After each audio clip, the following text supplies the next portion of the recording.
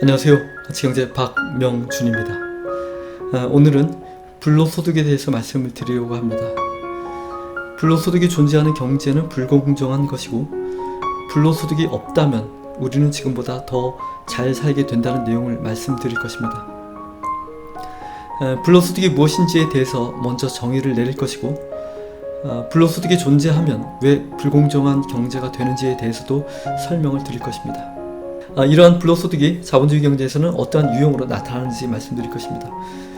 그리고 만약에 불로소득이 존재하지 않는다면 우리 모두가 지금보다 얼마나 더 잘 살게 되는지, 혹은 얼마나 덜 일해도 되는지 유추해 보고자 합니다.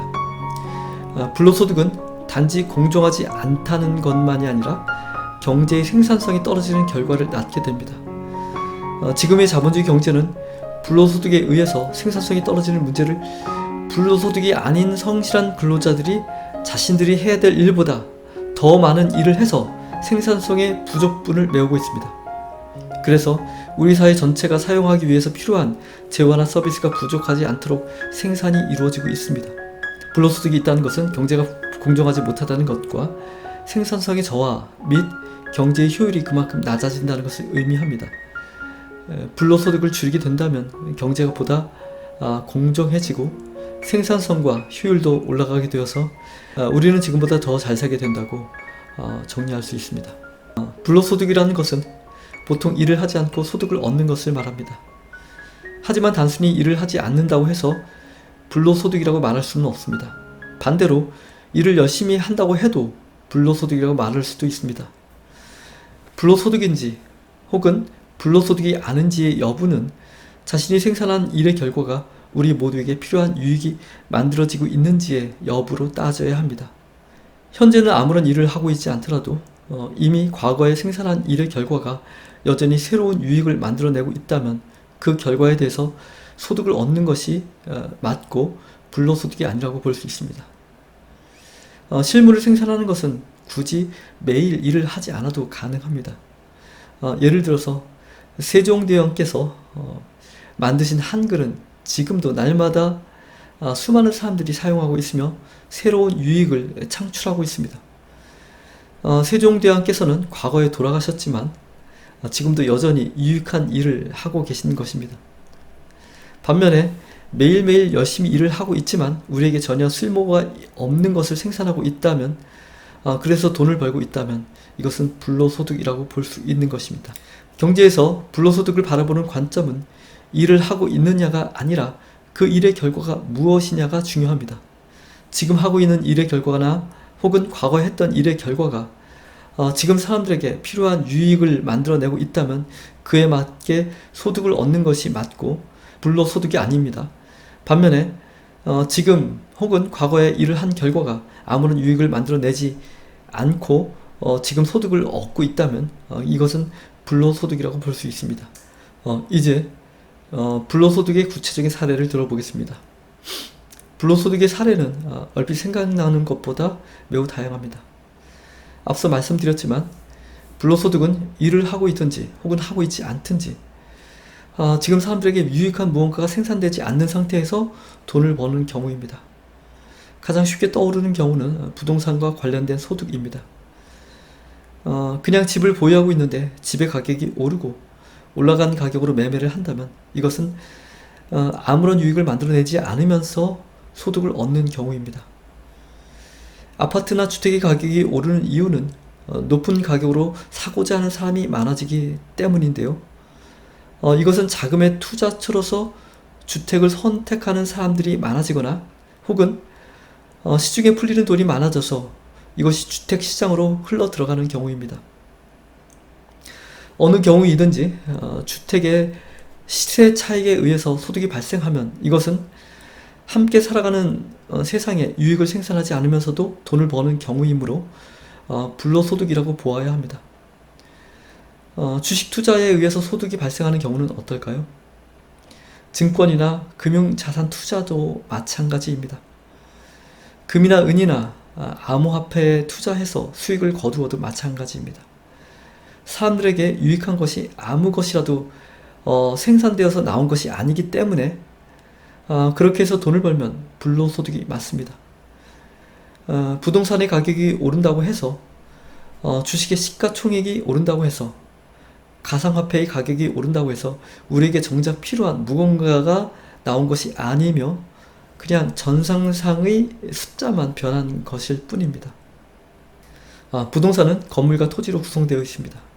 건물을 만드는 일은 분명히 실물을 생산하는 일에 해당이 됩니다. 하지만 토지는 새로운 것이 만들어지지 않으며 환경 오염이 발생해서 못쓰게 되는 일이 일어나지 않는 한 줄어들지도 않습니다.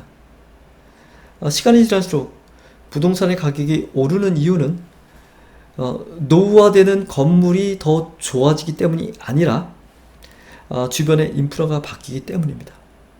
도로가 생기고 지하철이 근처로 들어오고 학교가 가까운 위치에 들어서며 교육시설, 상업시설 이런 것들이 들어서서 집값이 오르는 것입니다. 거기다가 투자처를 찾고 있는 떠도는 돈들이 부동산 시장으로 몰리고 이것이 부동산의 가격을 오르게 하는 것입니다. 즉 부동산의 가격이 오르는 것은 실물인 건물과는 상관이 없고 토지의 위치에 의해서 외부적인 요인인 인프라의 구축으로 주변 여건이 좋아져서 가격이 오르는 것과 시중에 풀리는 돈이 부동산 시장으로 몰려서 가격이 오르는 것입니다. 인프라의 조성은 국가의 세금으로 하는 것이기 때문에 국민들이 세금을 내서 투입한 것이고 그 혜택은 국민들이 가져가는 것이 아니라 개인인 부동산 주인이 취하게 되는 어처구니 없는 일이 합법적으로 일어나고 있는 것입니다. 토지의 소유권을 인정하는 것이 애초에 잘못된 일이고 한정된 자원인 토지는 개인의 사유가 아니라 국가에서 관리해서 누군가가 사용하고자 한다면 사용세를 내고서 쓰도록 하는 것이 합당합니다. 만약에 굳이 토지의 소유권을 인정해야 한다면 자신이 기여하지 않은 부동산 가격 상승에 의한 부당이익을 철저하게 환수하는 것이 맞습니다. 금융투자 말고도 실물이 만들어지지 않는 일은 모두 마찬가지입니다. 실물이 만들어지지 않는 일이라면 유익이 생산되는 일이 아니며 이런 돈을 번다면 불로소득입니다. 실물이 무엇인지에 대해서도 다시 정리하고자 합니다. 실물이라고 해서 반드시 눈에 보이고 손에 만져지는 것만을 이야기하는 것은 아닙니다. 눈에 보이지 않는 구체적인 무언가가 아니라고 하더라도 우리에게 필요하고 쓸모가 발생하는 것이라면 그것은 실물이라고 볼 수 있습니다. 눈에 보이는 재화 말고도 보통 서비스에 해당되는 것들이 모두 실물의 영역에 들어옵니다.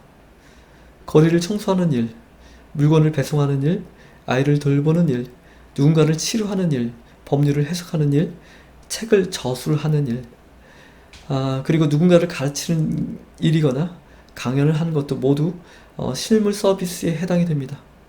음식을 만드는 것도, 영화를 제작하는 것도, 사람들이 관람할 수 있는 스포츠 경기를 하는 것도, 배우가 되어서 연기를 하는 것도 모두 실물 서비스를 만드는 일입니다. 새로운 것을 발명하는 것도, 새로운 지식을 만들어내는 것도, 새로운 기술을 개발하는 것도, 새로운 학설을 주창하는 것도, 새로운 문화를 만들고 새로운 예술을 창조하고 새로운 철학을 제시하는 것도 모두 우리에게 쓸모가 있고 필요한 일들이기 때문에 실물을 생산하는 일에 해당이 됩니다.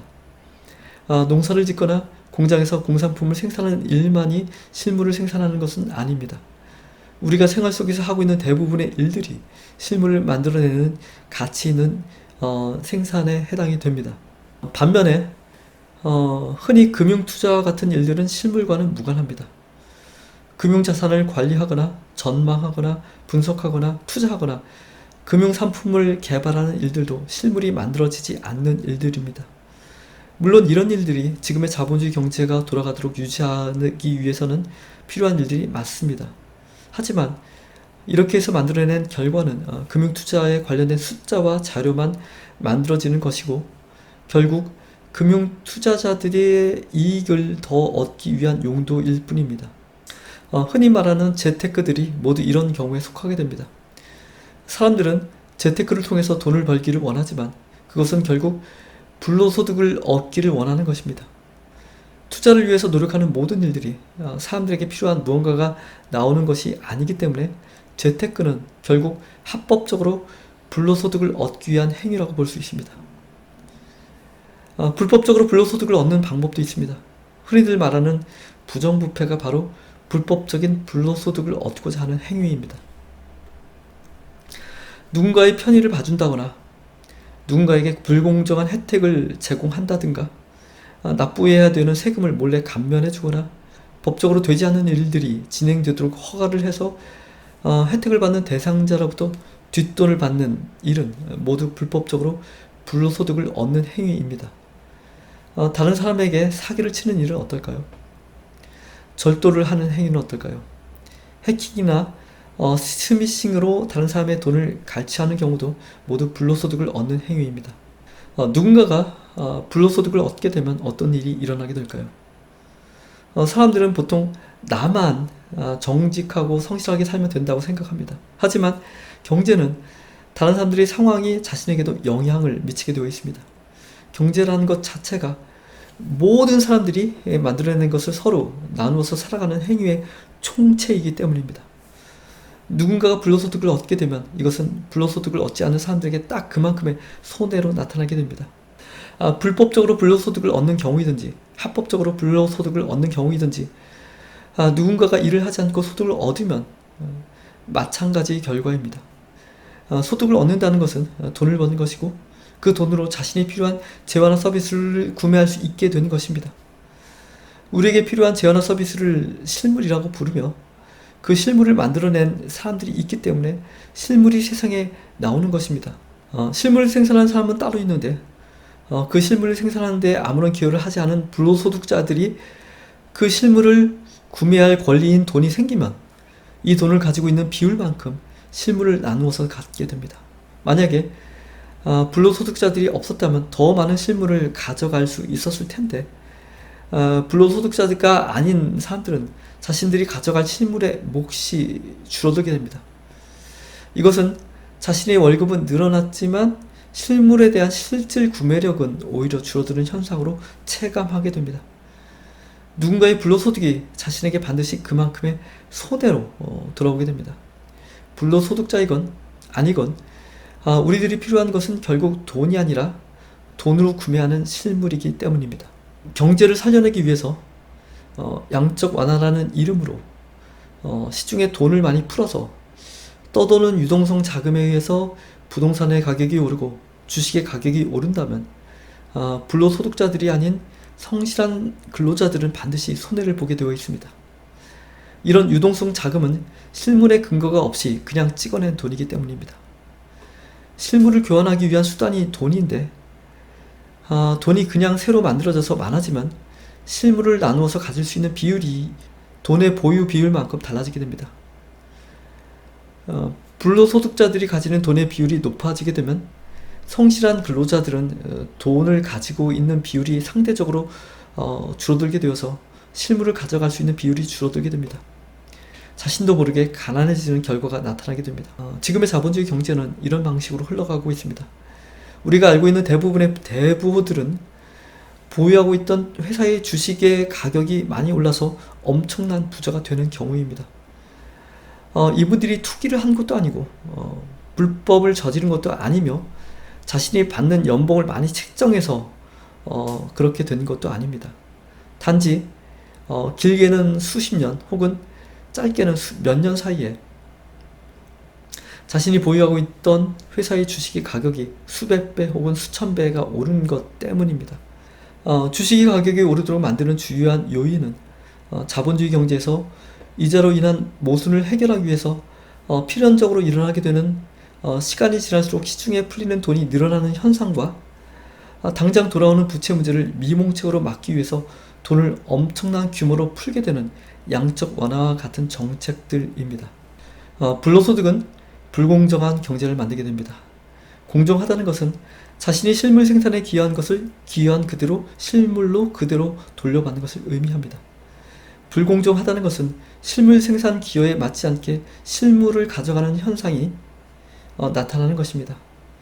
불로소득자들은 실물의 생산에 기여하지 않습니다. 앞에서 언급하지는 않았지만 실물 생산을 오히려 방해하거나 지장을 주는 경우도 있습니다.